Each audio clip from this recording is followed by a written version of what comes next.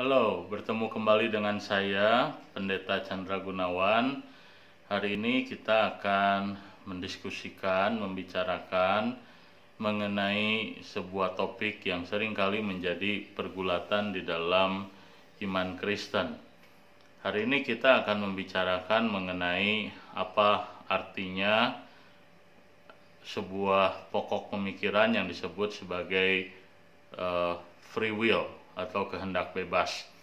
Kita akan coba memikirkan apakah memang konsep mengenai kehendak bebas atau free will itu adalah konsep yang memang perlu kita percayai ataukah kita perlu pertimbangkan ulang.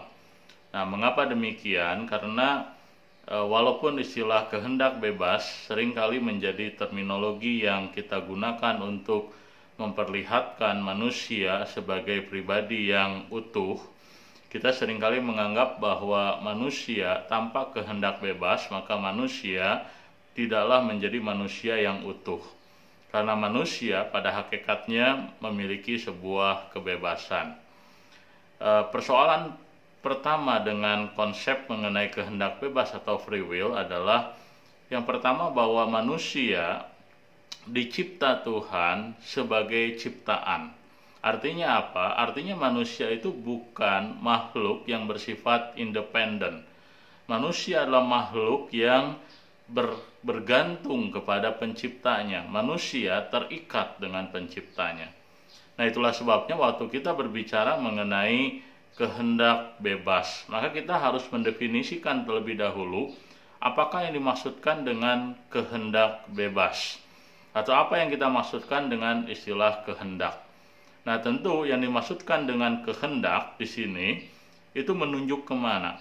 Maka di dalam studi mengenai antropologi, mengenai kemanusiaan, kita belajar bahwa yang namanya kehendak menunjuk kepada kemampuan manusia untuk melakukan sesuatu yang dia inginkan. Nah, itulah yang disebut dengan kehendak. Misalnya saja, manusia, misalnya saja Anda dan saya memiliki sebuah keinginan. Keinginannya misalnya saja kita ingin pergi ke suatu tempat.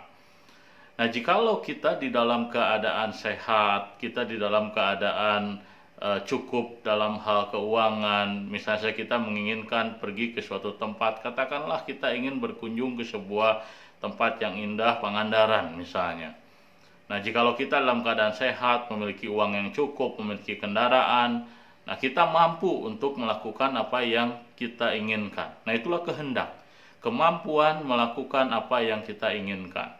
Tetapi kalau Anda dan saya misalnya saja ingin pergi ke Pangandaran, tetapi misalnya saja kita dalam kondisi sakit, kita tidak bisa berjalan, kita tidak bisa menyewa mobil, atau kita tidak bisa memenuhi apa yang kita inginkan oleh karena situasi dan kondisi tertentu. Nah, maka dalam hal itu kita dikatakan bahwa kita tidak memiliki kemampuan untuk melakukan yang kita inginkan. Jadi keinginan ada, kehendak tidak ada. Artinya apa? Kemampuannya tidak ada. Nah, maka waktu kita berbicara soal kehendak bebas, begitu ya, apakah manusia memang memiliki kehendak bebas, memiliki kemampuan ya, untuk melakukan apa saja yang dia inginkan tanpa ada konsekuensi apapun? Maka jawabannya adalah tidak. Tidak demikian. Mengapa demikian? Oleh karena waktu manusia dicipta Tuhan, maka manusia dicipta bukan dengan kehendak bebas. Manusia dicipta oleh Tuhan dengan sebuah kehendak, sebuah kemampuan, bahkan dengan sebuah keinginan. Untuk apa? Untuk mentaati Tuhan. Nah, jadi yang manusia miliki di dalam penciptaan, ketika kali pertama Tuhan menciptakan manusia, maka kehendak manusia adalah kehendak yang suci, kehendak yang cenderung untuk mentaati Tuhan, kemampuan untuk melakukan apa yang Tuhan inginkan. Nah, kita dapat menyebut bahwa ini sebagai sebuah holy will. Nah, tetapi ketika manusia jatuh dalam dosa, maka apa yang terjadi? Maka yang terjadi adalah manusia bukan lagi memiliki the holy will, kehendak yang suci, tapi manusia memiliki yang disebut sebagai the sinful will, atau kehendak yang berdosa. Artinya apa? Kemampuan manusia di dalam melakukan apa yang dia inginkan, yang baik. yang mulia, yang Tuhan tanamkan dalam hati manusia itu tidak ada lagi. Itu tidak ada lagi. Manusia tidak lagi mampu untuk melakukan hal-hal yang Tuhan inginkan. Nah, itulah sebabnya maka dalam sejarah gereja, seorang bapak reformasi bernama Martin Luther mengatakan bahwa manusia itu sekarang ini tidak lagi memiliki yang namanya free will. Tidak ada, bahkan free will itu tidak ada.